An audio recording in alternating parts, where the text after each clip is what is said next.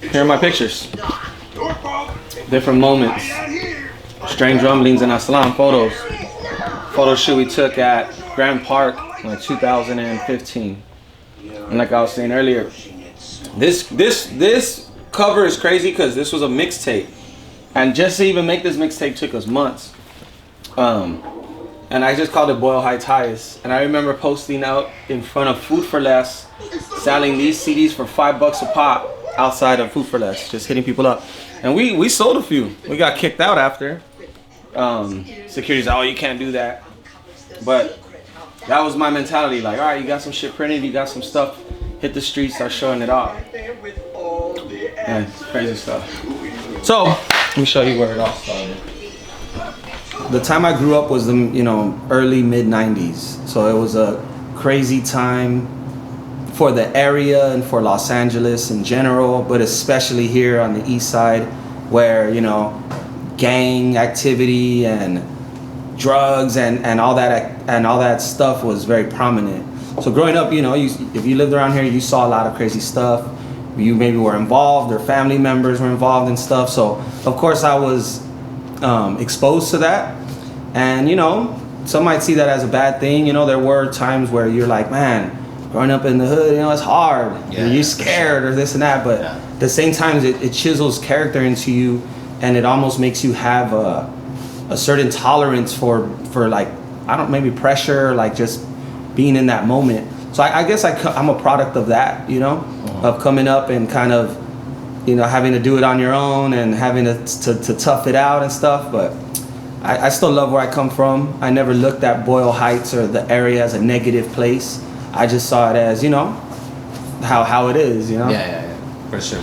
So my house has been host to some wild flyer parties, birthday parties. Even when I was a kid, some of my earliest memories were my mom throwing birthday parties here for the kids, like so and so, my brother's fourth year birthday party or something. But by the evening, all the adults would be partying here. My uncle and his friends would set up DJs, and it'd be packed. Right here, everyone dancing and partying.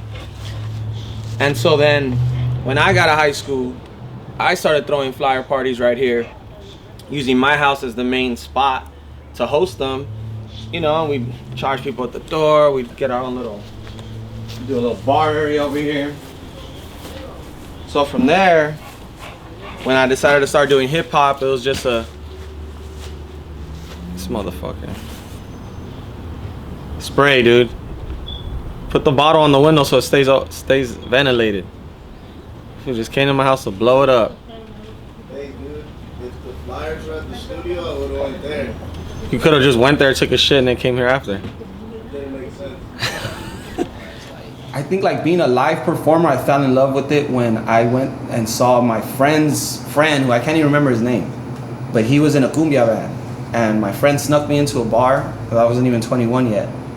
And I saw them, and I had known the dude off stage, and I didn't know he played in a band. Yeah. Then I saw him on stage, and I saw all the girls going crazy and the lights. So it was the girls in the lights? And it was like, what the fuck? Like, how'd this dude go from just being a normal dude right here to just turning to it boom, he's on stage and he's just killing it. Yeah. And I was like, man, I want a piece of that. What hurdles do you feel like you faced in the beginning when you were trying to do your music and trying to make your dream a reality? Like, what hurdles or what feedback have you received when you were going through this process? Doubt's a hurdle. Not only people doubting you, but self-doubt. You know what I mean? But obviously, you're gonna have your naysayers no matter what you do. Yeah. I mean, I don't even blame people for naysaying at me, because it's so crazy, the idea of it. Even if someone were to tell me, I want to be a rapper, I want to pursue music, it's like, whoa, like, it's hard. Yeah, it's not easy. It's not easy to get into the entertainment biz in general, right. Let alone a rapper, let alone a rapper from East LA. You know what I mean? Like, at least if I was, we say we're growing up in Brooklyn or something, it might be a record label down the way and shows you could hit.